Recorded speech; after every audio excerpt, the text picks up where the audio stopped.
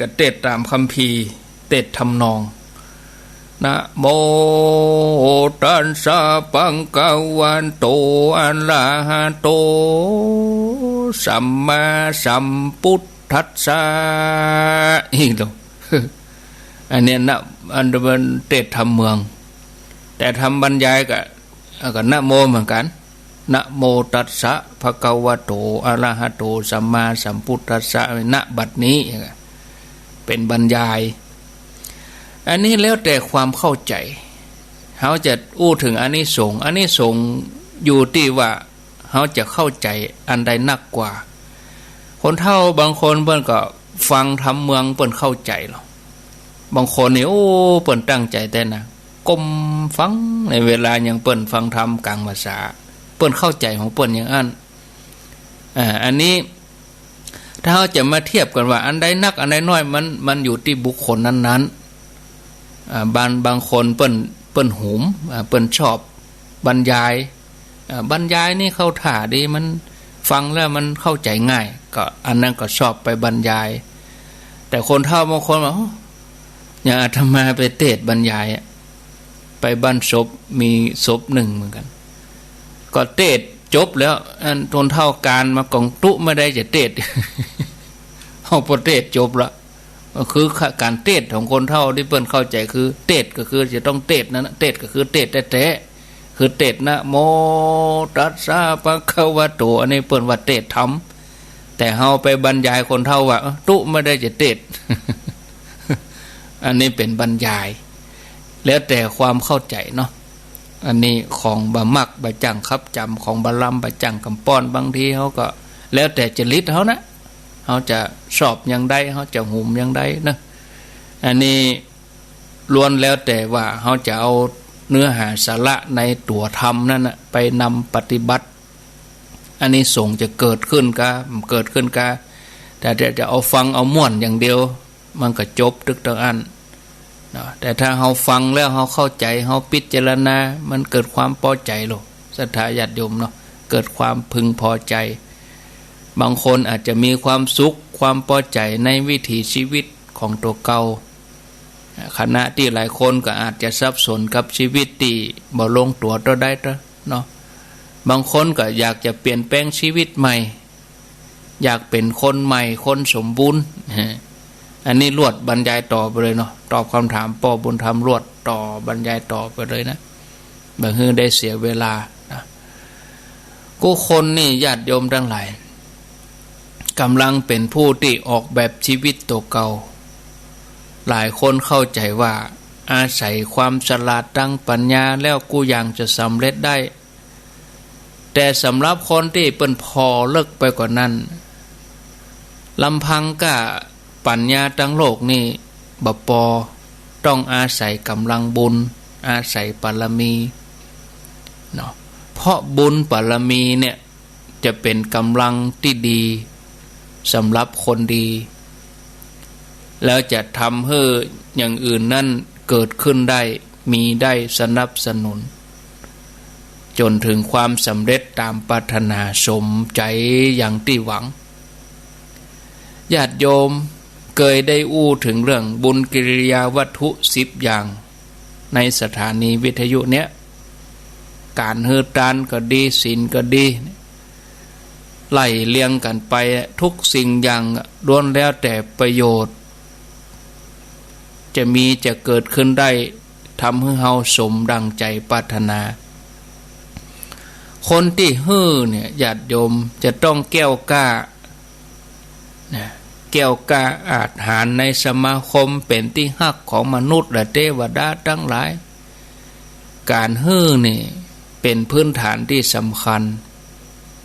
สามารถอำนวยผลประโยชน์ให้ได้นะจะเล่าเรื่องให้ฟัง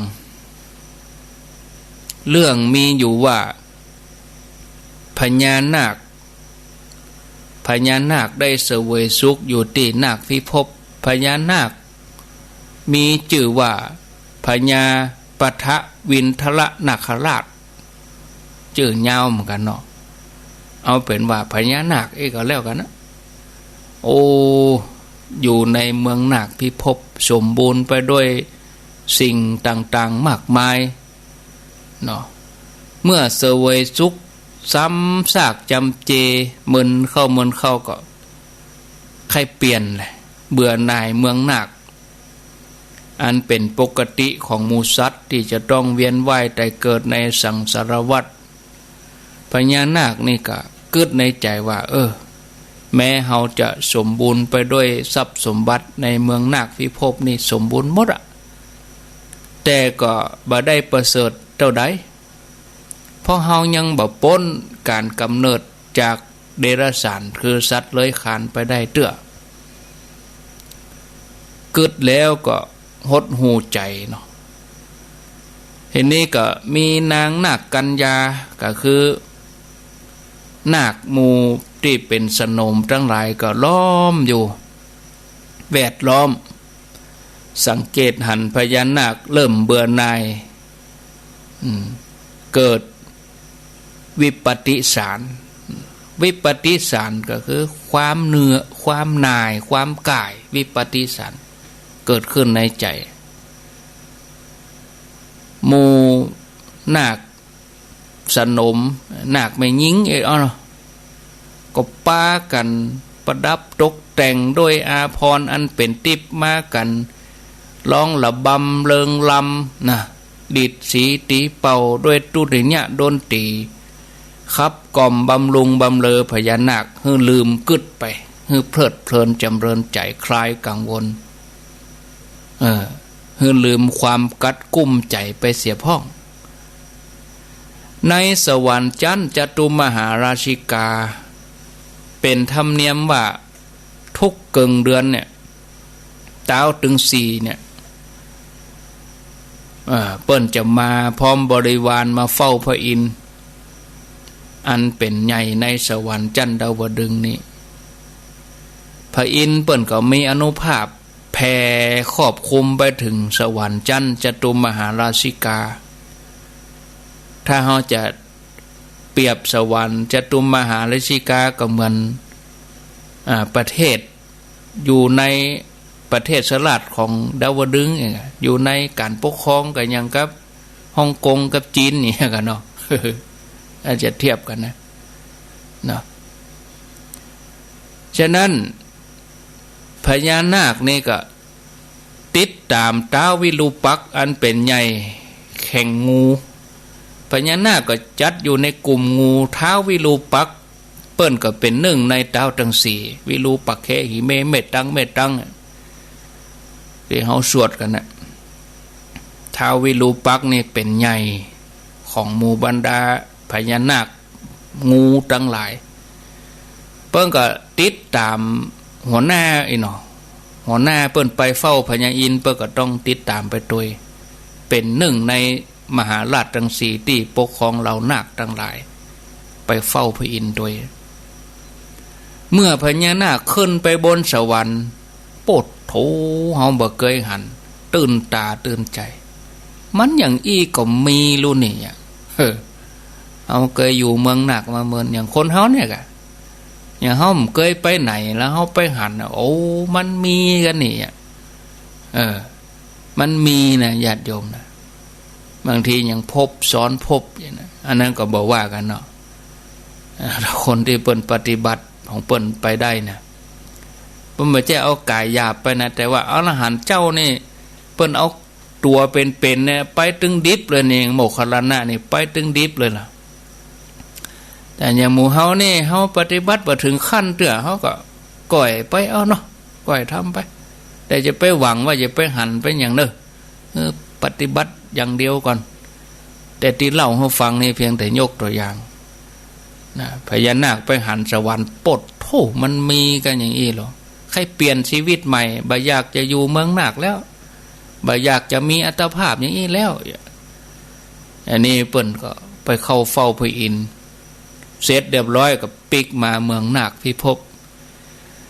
ก็เกียมตัวเกียมใจที่จะทำความเพียรเพิ่มเติมกุศลเพื่อจะยกระดับความเป็นอยู่อัตภาพตัวเองให้ดีขึ้นไปโดยการชำระกายวาจาใจสะอาดบริสุทธิ์ประพฤติศีลปฏิบัติธรรม เนี่ยจะได้เฮาตัวเฮามาพอเนี่ยเป็นงูเป็นนาคตัวยาวคดอยู่นี่กลงนเฮาต้องแปลงกายเป็นมนุษย์กะเนี่ยญาติโยมเฮาทั้งหลายเนี่ยเฮาได้กายได้อัตภาพมนุษย์เนี่ยเฮายังบ่พอใจนะญาติโยมเทวดาเพิ่นยังใครมาเป็นมนุษย์มนุษย์เนี่ยกายมนุษย์เนี่ยเป็นสมบัติที่ดีที่สุดอะเนี่ยขนาดนาคนะพญานาคนะสมบูรณ์ทุกอย่างอะแปลงกายเป็นมานพหนุ่มมาติโลกมนุษย์เพื่อที่ว่าจะไปฟังธรรมจากพระพุทธเจ้าปทุมุตตละแปลงกายเรียบร้อยก็ไปเข้าเฝ้าพระพุทธเจ้าปทุมุตตละกราบทูลว่าพันเตพระองค์นะตัวข้าพระองค์นี่มาจากนาคพิภพขอนิมนต์พระพุทธเจ้าพ่อหมู่สงฆ์เสด็จไปโปรดหมู่ญาติที่เมืองนาคปุณกรรมแสดงตัวมานิมนต์พระพุทธเจ้าทีนี้พระพุทธเจ้าปทุมุตตละเปิ้นก็รับนิมนต์พญานาคดีใจไปที่เมืองนาคก็ไปบอกลูกน้องกะเกียมเนรมิตในสถานที่นั้นวิจิตรสวยงามเตรียมปรีกรองรับการเสด็จมาของพระพุทธเจ้าเมื่อตกเมื่อเจ้าลุ่งอรุณอาทิตย์อุทัยได้เวลาที่จะรองรับการเสด็จมาพระพุทธเจ้าพระพุทธเจ้าเปิ้นก็เสด็จมาพร้อมกับพระสงฆ์ขีณาสพผู้ทรงอภิญญาเหาะมาทางอากาศในชั่วเวลามอกลับตามอกกระพริบตาลัดมือเดียวศรัทธาญาติโยมก็มาถึงเมืองนาคโอ้ภาพของพระสงฆ์ผ้าเหลืองผ้ากาสาวพัดอย่างมารุ่งเรืองรองน่ะอารามเหลืองอารามเรียงรายยังใจเฮ้อพญานาคนี่โอ้อย่างมาปึ้มปิติแต่ว่าจากนั้นพญานาคก็นำพระองค์เสด็จลงไปที่เมืองนาคพิภพปฏิสันถานจัดแจงถวายทานนะโดยอนุภาพของพญานาคซึ่งเป็นนาคจันทร์ผู้ใหญ่ในขณะที่หมู่สงฆ์กำลังฉันภัตตาหารอยู่หั่นตนก็คือนาคนี่ก็เกิดความปลื้มปิติในพระผลบุญโอ้เบดนี้พอพระเจ้าประสงค์นั่งเขาก็ใครเป็นอย่างอันใครเป็นสาวกของพระพุทธเจ้าถึงพร้อมด้วยวิชาและจรณะผาธนาใครถึงมรรคผลนิพพานเนาะในอนาคตการอันใกล้นี้เทินเนี่ยจนลืมสวรรค์ดาวดึงไปเหี่ยโอ้บ่เอาแล้วสวรรค์ดาวดึงนี่แต่ว่าวันซื้อนี่เฮาไปแอวสวรรค์โดยตาวิรูปักษ์ให้ไปอยู่สวรรค์ประเด็นนี้มาหันพระสงฆ์โอ้มาเอาแล้วสวรรค์ผาธนาจะถึงมรรคผลนิพพานพญานาคก็ทำอย่างอี7 วันติดต่อกันโดยปีติเนาะเมื่อละอัตภาพจากนาคแล้วไปเกิดเป็นเทวบุตรอยู่บนสวรรค์เวียนว่ายตายเกิดวนเวียนอยู่ระหว่างสุขติภูมิก็คือเป็นสวรรค์กับมนุษย์ตัวนั้นจวบจนมาถึงสมัยพุทธเจ้ากัสสปะพญานาคตัวเนี้ยที่ไปเป็นเทวบุตรปิกมาเกิดเป็นลูกของพญาเจ้าเมืองพญาเจ้าเมืองนี่ชื่อว่าพระเจ้ากิกิราช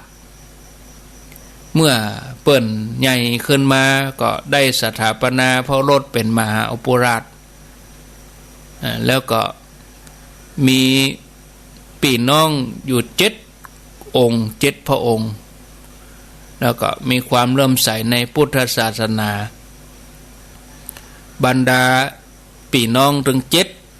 ท่าน7 พระองค์ก็ปากันสละสมบัติส่วนพระองค์สร้างวิหารมหาทานช่วยกันแปลงถึง7 แห่งวันหนึ่งมหาอุปราชนี่ก็มาเกิดว่าน้องเฮาถึง7เนี่ยได้สร้างวิหารถึง7 แห่งเป็นทาน เฮาเป็นถึงมหาอุปราชเป็นใหญ่ในแผ่นดินเฮาจะแปลงสัก500หลังเอาถวายแก่ทรงพ่องเมื่อเกิดอย่างอันก็สละทรัพย์ส่วนพระองค์สร้างวิหาร500หลังได้ถวายพุทธเจ้ากัสสปะได้ปั่มเป่งมหาทานปรมีจนหมดเสียงอายุจุติตายจากอัตภาพไปเกิดบนสวรรค์บนแถมมาถึงพุทธเจ้าของเฮายุคสมัยพุทธเจ้าโคดมเฮาเนี่ยตัวท่านเองก็ปิกมาเกิดเป็นมนุษย์ก็เป็นนอเนื้อเชื้อกษัตริย์ได้ออกบวชตั้งแต่อายุหนุ่มน้อยบ่เมินบ่นานบรรลุธรรมเป็นอรหันต์รูปหนึ่งในพุทธศาสนาสมกับสิ่งที่ตัวเองได้ทำมาเปลี่ยนแปลงชีวิตตัวเองจากเป็นนาคนะที่บ่สามารถจะเข้าถึงมรรคผลนิพพานได้มาเป็นอรหันต์เจ้าสมบูรณ์ด้วยวิชาจรณะเนี่ยข้อคิดที่เล่าให้ฟังนี่ญาติโยมที่เขาจะได้จากการฟังเนี่ย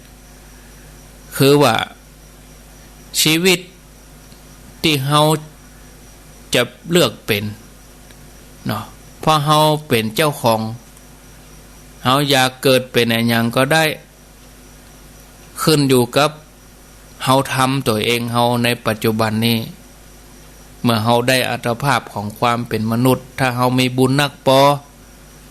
เขาก็จะต้องโดนบันดาลนะสำเร็จตามปรารถนาบอกว่าจะเป็นสมบัติในเมืองมนุษย์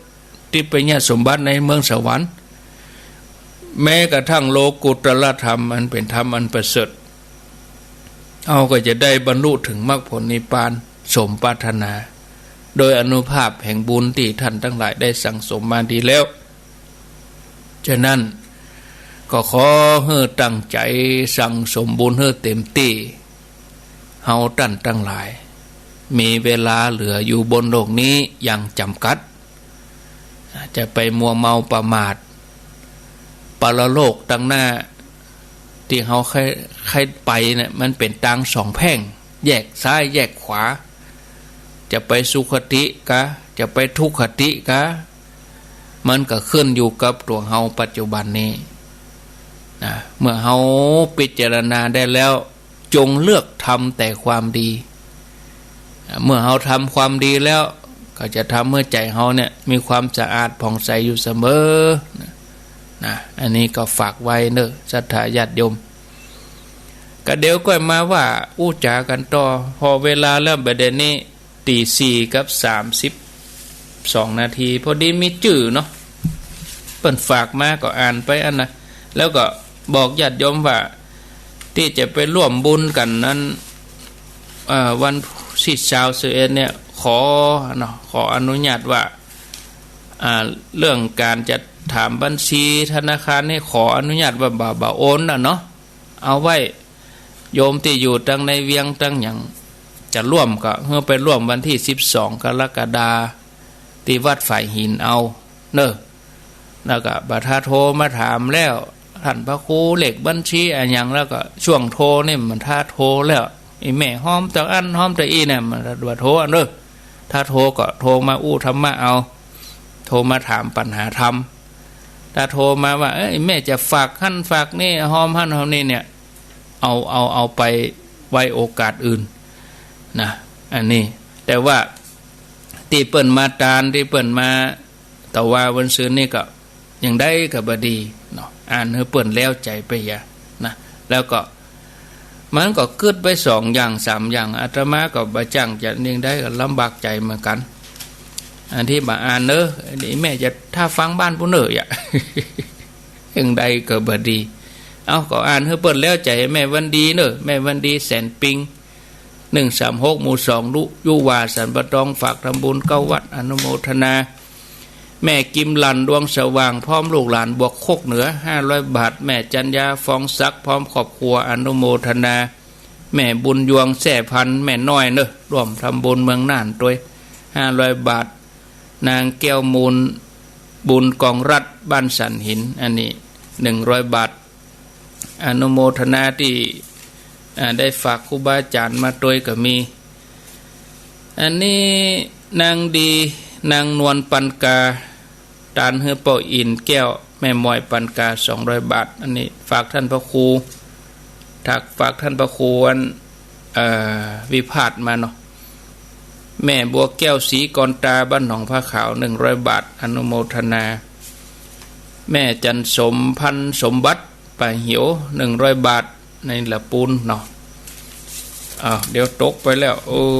แม่วันดีแสนปิงแม่บุญยวงแส่พันแม่น้อยถวายทานมาป้อนหนุ่ยแม่วิไลก้อนแก้วยุวาสันปะตองบ้านกลาง100 บาทแม่รำพันสุภยศอมรเจ้ากรรมในเวรตั้งหลายนางวิมลพรบุญทิตันปอเกิดแม่เกิดนางบัวชุมปะเปิ้ลอนุโมทนาเนอะรวมทำบุญทานเทวบุตรเทวทานให้ญาติพี่น้องที่ล่วงลับไปหลายๆคนแม่คำแปงแก้วคำยศด้วยบ้านตองกายอนุโมทนาอ่านไปเรียบร้อยเนาะแต่ยะ ก็ขออนุโมทนาต่อไปมาอู้ถึงที่จะไปกันก็รถนี่ก็ยุติตึกวันนี้ถ้าไผ่แจ้งเลยวันนี้ก็ไปร่วมได้แต่ว่าจะมีเบอร์ติดละเพราะอาตมาจะสั่งเบอร์รถวันนี้ก็ยุติตึกแมลงนี่เนอะถ้าจะบอกก็บอกไวๆถ้าเกินวันพูกไปแล้วมันจะยุ่งแล้วนะอย่างใดนั่นก็เข้าใจถ้าจะไปถ้ารวมตัวกันแล้วท่านพระครูนะก็บอกมาแต่ว่ากำลังก่อตัวกันขอหยุดแล้วเนาะก็ไปร่วมคณะอื่นไปคัดข้องครูบาอาจารย์ที่เปิ้นจัดไปก็มีแต่สำหรับในส่วนอาตมานี่ก็ยุติตัวอีก่อนเพราะว่าตีพักมันบ่พอถ้าเกินกว่านี้มันจะยุ่งมันการบริหารมันยุ่งประเด็นนี้ก็31 กันนั่นก็ทวนเหตุกรรมเนาะก็เดี๋ยวไปทวนช่วง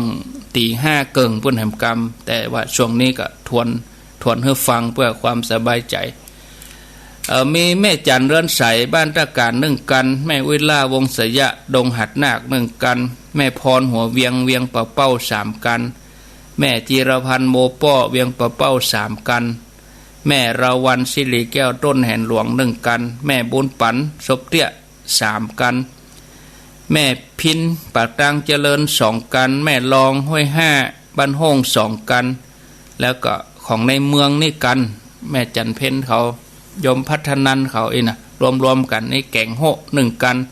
ยางคามท่านอาจารย์จิรเดช1 กันเฮียตีปากตังเจริญ1 กันแม่ลัดดาโป่งเทวี1 กันเวียงเป่าเป้าแสนกันทาแม่วางเลยนะ1 กันวราพรเวียงทองโดยหล่อ1 กันจันทาทรตันห้วยทรายโดยหล่อ1 กันแม่ยุพาปากตังเจริญ2 กันแล้วก็แม่คำกุยแก้ววังคำป้อม1 กันแม่เฉลียวดอนจันเจียงใหม่1 กันแล้วก็หนองผ้าขาว3 กันอันนี้นะอย่างใดก็ถ้ามีแหมก็เอาตึกวันนี้เนาะถ้าว่ากำลังนะอันนี้ก็ก้อยว่ากันเตี้ยก็ครูบาอาจารย์เปิ้นกำลังจวนศรัทธาอยู่ก็มีอันนี้31 กันก็วันพุธวันฮือนี้จะไปสั่งงานป้ายติดรถก็กิจกรรมนี่ทำกุปีเนาะญาติโยมกุปีนี่ก็จะรอเตียนก่อนรอเตียนเสร็จแล้วเขาก็เอาไปตานแต่ปีนี้ก็โควิดทำให้ทุกอย่างเลื่อนไปก็บางทีก็ตั้งใจจะไปตานปุ้นกัลยาณิวัฒนาเข้าวัษาไปก่อนแต่ว่ากิจกรรมก็ยกยอดไปปีนี้บัดได้ไปละนะก็จะทำอยู่2 กิจกรรมก็ที่เขาจะไปเมืองน่านแล้วก็วันที่12 กรกฎาคมที่วัดไฟหินอันนั้นก็ว่ากันถ้าลูกเมืองน่านมาก็ก้อยมาอู้กับมาอันศูนย์อันกันญาติโยมจะสับสนเนาะอันนี้ไปอยู่2 จุดแรกนี่ไปที่วัดหนองปลาค่านี่เขาตาน2 ทุ่มเมื่อคืน9 วัดนิมนต์เปิ้นมารับที่หั่นหมดเลยแต่จุดที่2นี่ที่วัดมันจะเป็นวัดนะเป็นอารามสร้างใหม่น้ำ6อำเภอนาน้อยฮะนะตำบลศรีสะเกษอำเภอนาน้อยอันนี้เป็นไปตานพระแล้วก็เป็นเสื้อเป็นศาสตร์เป็นโต๊ะหมู่ปูจาก็เลยแจ้งญาติโยมว่ารถแต่ละกันที่แจ้งไปเนี่ย เอาครัวใส่รถไปชิ้น2ชิ้นไปกึดใจเอาคนเดียวบ่ได้กำหนดกฎเกณฑ์อย่างว่าจะเอาอย่างตานก็แล้วแต่ว่าเขาจะเอาอย่างไปตานวัดที่เปิ้นสร้างใหม่อาตมาเสนอว่าเป็นสัตว์เป็นอย่างบางคนก็ซื้อไว้แล้วก็ขออนุโมทนาขออนุโมทนาตัวที่เขาจะได้ไปตานกันกำหนดก็คือว่าออกจากบ้านเราไว้6 โมงเช้า6 โมงก็กินข้าวง่ายเรียบร้อยไปเลยแล้วก็ยิงตรงไปแจ้งแห้งปุ่นเลยไปแจ้งแห้งเชียงใหม่ละปูนนี่รวมตัวกันที่ปั๊มน้ำมันน้ำบ่อเหลืองต่างคนต่างออกบ้านไปเลยแต่ถ้าลูกตั้งตัวเวียงทุกลูกตั้งในเมืองมากับมาตั้งดอยติเขาก็ไปจุดนัดพบกันเพื่อก็เลยดอยติไปหน่อยอันนั้นก็ไปอยู่กันหันท่าใครจะเข้าปั๊มก็เข้าไปแต่ก็จอดหลายทางหมดเปิ้นได้หันรถแต่ถ้าเราไปจอดมันหันรถมันก็จะยุ่งเหมาะไปเป็นไปบ่ฮู้อีนะอันนี้ญาติโยมท่านทั้งหลายเนาะส่วนเชียงไฮ้ก็ไปป้ากับลำปางพุ่นเชียงไฮ้นี่เปิ้นได้ยินเถอะเปิ้นจะได้ยินตี 5พุ่นคนได้อู้ไว้มันได้หอมเต้าได้ตามเจตนาไปหอมที่ปุ้นเอาเนาะการรถก็เก็บกันคนเดียวรถก็เซาะคนเดียวเนาะไม่ได้กำหนดอย่างตกลงรถคนเดียวแล้วแต่รถตีไก่น้อยก็แล้วแต่เปิ้นอันนั้นไปอู้กันเองส่วนเรื่องการทำบุญก็ตามเจตนาไปหอมปุ้นเอาเนาะไปร่วมบุญกันเองตามกุศลเจตนาแล้วก็ที่พักนี่ก็ประเด็นนี้31กันนี่ก็จะแยกไป5 วัดเนาะ5 6 30 วัดใน6 กันแต่ไปรวมกันที่เดียวนี่มันอัดปอประเด็นนี้วัดต่างๆก็ติดต่อไว้หมดแล้วรัศมีบ่เกิน10 กิโลก็จะหมอกปักตังเจริญไปหนองปลาขาวหมอกปักตังเจริญไปหม่อนห้วยแก้วอย่างก็จะหมอกบักไก่หมอกไปหากันได้ในเวลาครึ่งชั่วโมงบักเกินเนี่ย20 นาที10 นาทีอะก็เนาะกำหนดการเขาก็ไปอู้กันปุ้นไปอู้กันที่ในรถปุ้นเพราะว่ามีบออยู่ก็ไปอู้กันทั้งปุ้นแบบประเด็นนี้เขาไปอู้วิทยุเนี่ยคนที่เปิ้นไปก็เปิ้นก็จะบอกรู้เรื่องอู้เป็นเบื้องต้นตัวอีกก่อนเนาะก็ขออนุโมทนาต่อไปก็จะวางสายเนาะตี 4 กับ 42 นาทีไผจะอู้จะจ่าค้างไว้แต่กี้เอาเจิญเข้ามาเดี๋ยวอยู่ด้วยกันชั่วโมงหลังแถมชั่วโมงตี 5 ถึง 6 โมงเป็นพระเจ้า500 จัดก็จะได้มาอู้เรื่องราวของพระเจ้า500 จัดแล้วก็6 โมงถึง 7 โมงก็ฟังท่านพระครูสังวรศิลาภิรักษ์วัดไสมูลแม่กะในโอกาสต่อไป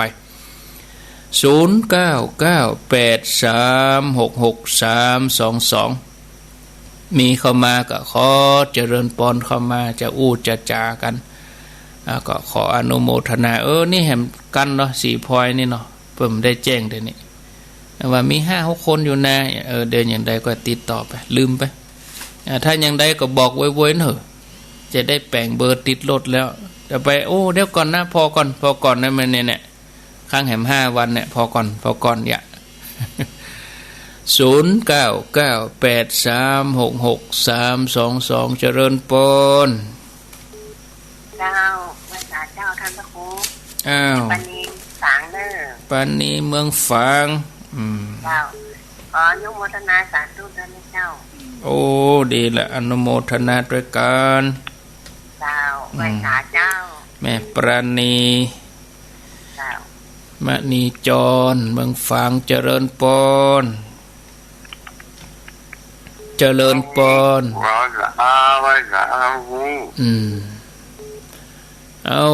ป่อบุญมีฟังแดนดินหิลาลาไหมครับแดนดินชัดกะชัดเด่นเลยครับพดเมืองกลางเบิ่งก็ดีกันเนาะ98ได้กะป่อได้ครับเดี๋ยวนี้น่ะเพิ่นเปิดเลยเหรอเดี๋ยวเนี่ยผมได้รายหาครับ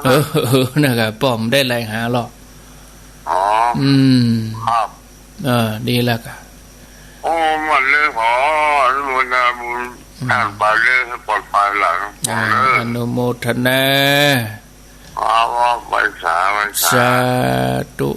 ส่วนตั้งในเวียงกะไผจะไปกับแม่ชีจินพานี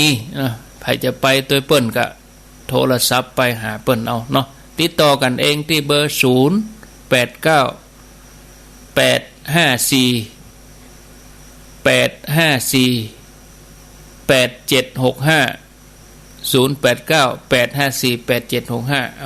อันนี้ของสายแม่ชี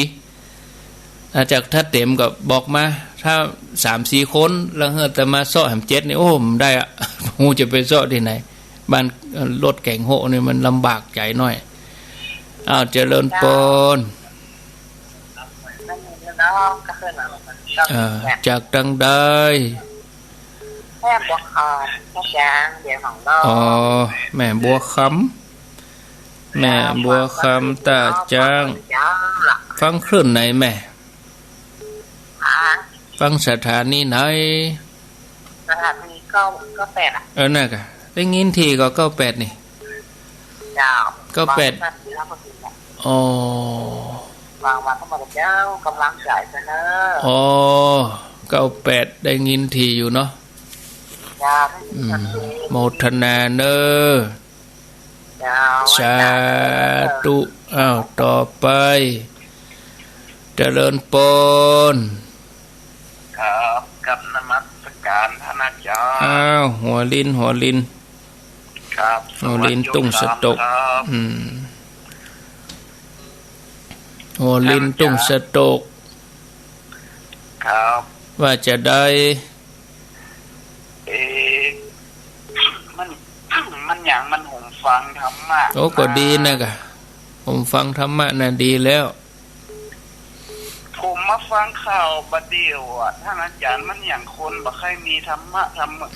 ในการเรียนการสอนศาสนาเฮามันบ่บรรจุกะครับท่านอาจารย์อันนั้นเรื่องของเขาผมว่ากันนะเรื่องของรัฐบาลเปิ้นปุ้นเขาว่าเรื่องของเฮาเพ่เนาะไปวิจารณ์โมทนาเฮาไม่ใช่รัฐมนตรี0998366322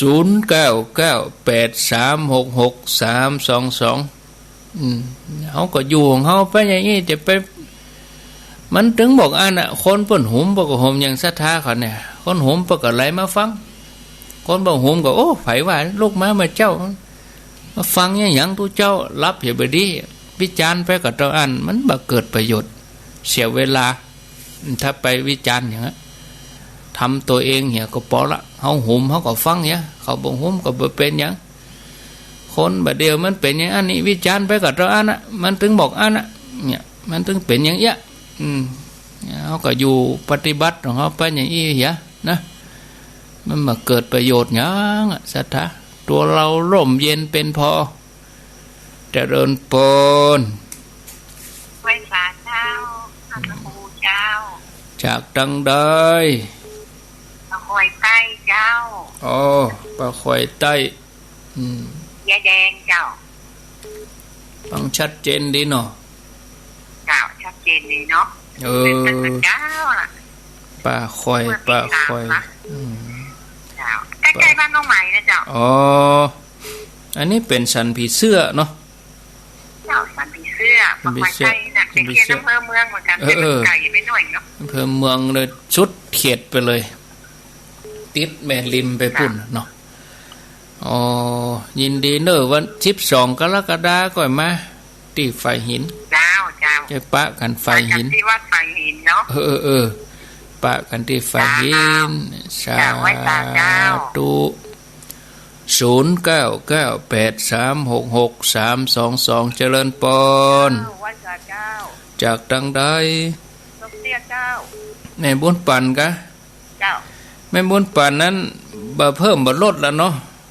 บ่2 คันเท่านั้นเจ้า2กะ2 คันเจ้าแล้วก็ไปเขียนเป็น3ว่า2 คันเจ้า2เลยจ้ะมันก็เหลือ29โอ้พอดีเลขดีหรอ29ถ้าไม่ชี้ได้ก็เป็น30อย่างเก่านั่นเนาะถ้าไม่ชี้มันได้อีน่ะจ้ะก็ได้อยู่ไม่ชี้วัน2 วันนี่ถ้าจะได้อยู่จ้ะโมทนาเนอเจ้าวันศาเจ้าแม่บุญปานศพเตี้ยจอมตองภายบ้านนอนก็ไปทานแล้วก็ปิกนะมาได้ว่าต้องไปนอนบ่เนิ่มใจภายบ่ไปนอนก็ไปทานแล้วก็ปิกบ่ได้ กำหนดว่าต้องนอนหมดเจริญปน ไหว้สาเจ้าท่าน บางคนเป็นบัดสะดวกนอนก็มี จากทางใด สันทรายหนองจ้อมท่าน อ๋อหนองจ้อมสันทราย อนุโมทนาสาธุเตือนได้ท่านที่ไปทำบุญน่ะ โอ้เป็นยังเนาะ เอามาได้ไปเอาไป โอ้ มอปลาผีนิ่ม โอกาสหน้า เจ้า โอกาสหน้ามีเวลาอยู่ด้วยกันแต่เมินอยู่ จ้า ไปฝ่ายหินไปเอา ฟังตลอดท่านมาได้ยันโทรหาฟังกูตนกูองค์อะแต่ไปได้โห อนุโมทนาลูกเจ้าเนาะ จ้า สาธุอ้าวเจริญปน ไหว้สาเจ้าละพระครู อ้าวว่าจะได้ โอ้ได้หลายอยู่เนาะแกะซาวขึ้นมาซาวไปแถวสามที่นั่นชอบเจนดีเนอร์ว่าเจ้า อ นี่ นุ นะ โมทนา เจ้าไว้ สายต่อไป เจริญปน ไหว้สาเจ้าตุลู จากที่ไหน เดี๋ยวลำปางเจ้า ลำปางโอ้ มันแม่ตาในเจ้า แม่ตาใน เจ้า แม่ตาในลำปางอันนี้เป็นอำเภออย่างแม่ตาใน อำเภอเจ้าโฮมเจ้า เจโฮมแม่ฟังเคลื่อนไหนสถานี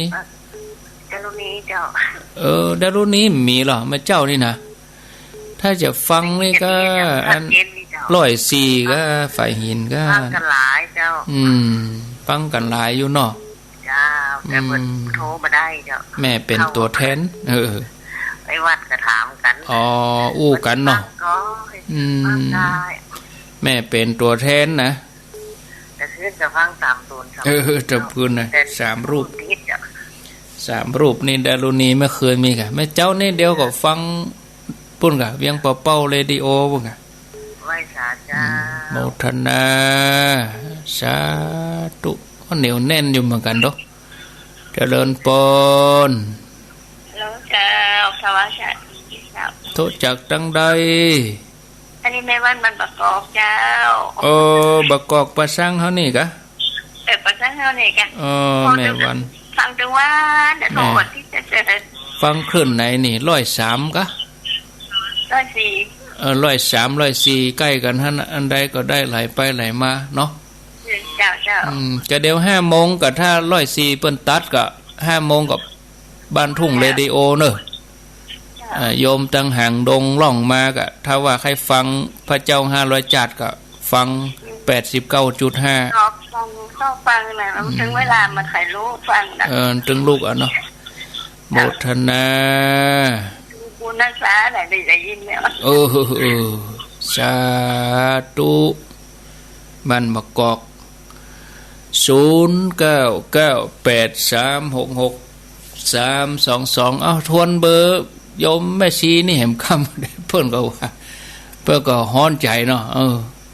เพิ่นอยู่หลังวัดสันปะคอย0898548765เอาฝ่ายใจไปตัวแม่ชีก็ไปติดต่อรถไว้แล้วเอาได้กะจะไปตัวก็ได้นะกะแต่คนก็เซาะกันไปเนาะอาตมาเคยมีละเคยเซาะรถแก่งโหละโอ้มันถึงบ่ม่วนกันชุดต่างคนหนึ่งจ้าคนหนึ่งโวยแล้วถ้าเป็นคนที่เป็นบ้านเดียวกันมันอู้กันได้หรออู้ง่ายคือว่าเฮากันได้ตำหนิกันได้คนนั้นมาจ้าน้อยก็เซลกันน้อยแต่ถ้าว่าคนบ่ฮู้ใจกันเป็นคนที่อื่นในมันไปอู้กันแล้วมันบ่ม่วนในรถมันเป็นครึมไปเลยบรรยากาศนั้นน่ะก็บ่อยากจะไปงานแล้วมันเป็นอย่างนั้นอันทีมันมันถึงมีคนมันสปะ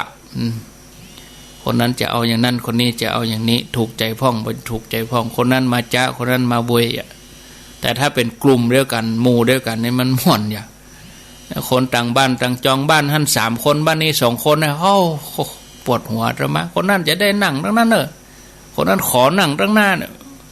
บ่ได้นั่งขอนั่งตั้งหลังคนขับก็แล้วแต่แม่เขาไปจัดกันกะเดี๋ยวมาบอกอาตมาละท่านพระครูนั่นอีแม่ขอนั่งท่านเขาไปหู้ได้เขาจะไปจัดเพื่อนั่งเนี่ยกูคนไปปวดหัว แต่ กลุ่มเดียวกันมันเขาก็นั่งกันเองอะแต่ถ้าแก่งโหดโอ้นั่งหลังมาได้ท่านนะแหมขี้เมาหัว ขอนั่งหน้านั่งข้างคนขับมันก็มีเบาะเดียวแต่คนจองมี3 คนป้าก็เลยหลังๆมานี่ก็เลยมาจัดไป เจริญปนแล้วว่าเจ้าจากดังใดนางอ้วนสังกับแฟนเจ้าแม่นางอ้วนมันชัดเจนดีเนาะเจ้าได้ยินเจ้าฟัง104เจ้า104เนาะเจ้าอนุโมทนาเจ้าสาธุตี 4 กับ 54 นาทีก็เดี๋ยวฮับแหมสัก2 สายได้จะได้ลากันละเจริญปน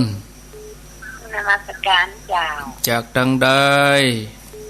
สันพระเจ้าแดงหัวยาบัญชีลำพูนเจ้าสันพระเจ้าแดงได้ยินชัดกะชัดเจนดีฟัง104ชัดดีเนาะเจ้าชัดเจนดีฟังกับเสมอกัน3 โมงเนาะไหวพระขับปอนไปฟังรายการต่อไปแถมติดตามรายการกับมีรายการดีๆก็ฟังกันไปหลายๆตนได้ก็ฟังกันเนอะแม่เนอะฟังต้นทุกน่ากันก็ฟังไปเตอะโมทนาสาธุเอาแล้วขอได้ลาสถานก่อนเนาะ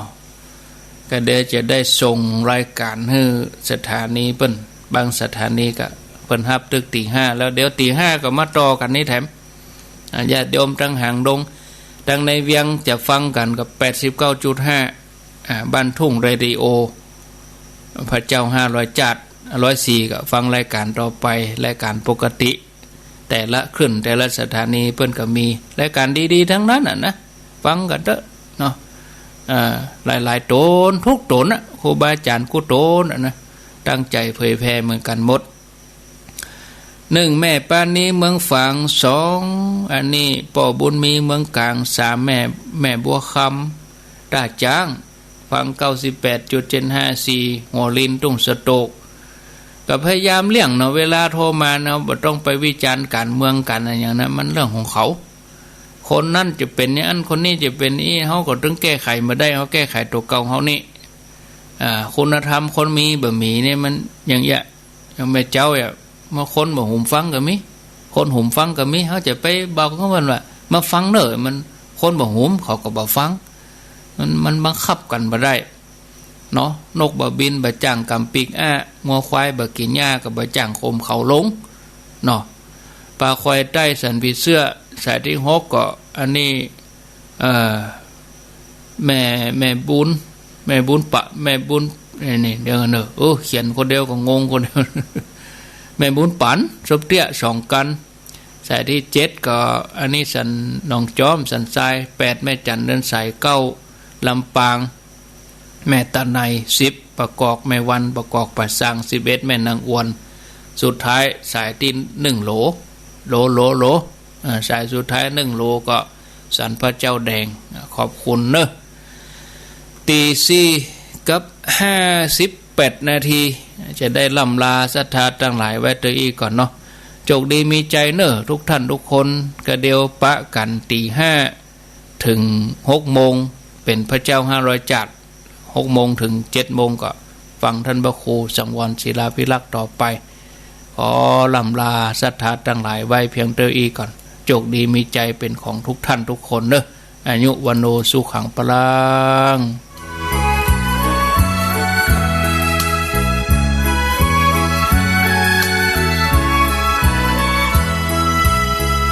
พราวแก้วอันดวงแก้วแวววานสดสีงามหลายหลากมากนามนิยมนิลการมุกดาบุษราคำคมน่าชมว่างามเหมาะสมดี